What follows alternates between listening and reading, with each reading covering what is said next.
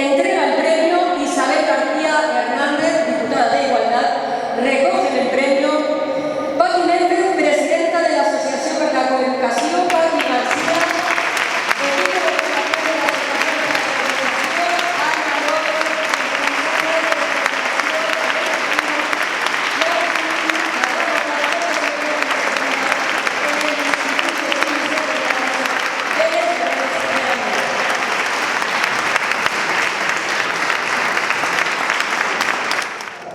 Nos sumamos a reivindicar la coeducación como una cuestión de Estado, porque la coeducación, como pedagogía feminista, es la mejor vacuna para prevenir y la única certera para erradicar la violencia de género.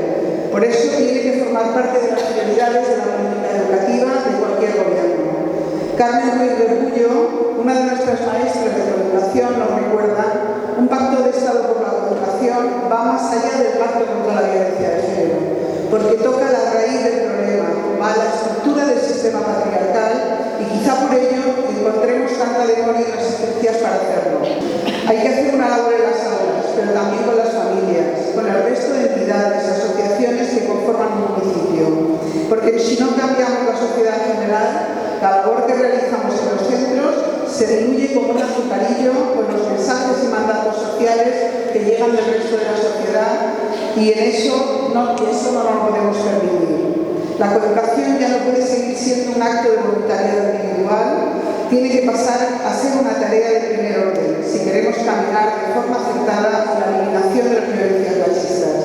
Las autoridades educativas tienen la responsabilidad de no dejar que a nuestros jóvenes sigan educando el porno. Es urgente la educación afectivo-sexual en los centros de la comunidad educativa.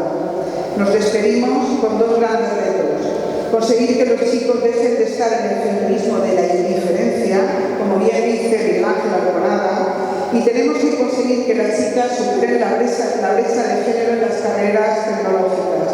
Y para acabar, como dice nuestra querida Elena Simón, hay que seguir exigiendo menos preámbulos, más presupuestos, tiempo y espacios para la coeducación, y que las leyes de igualdad se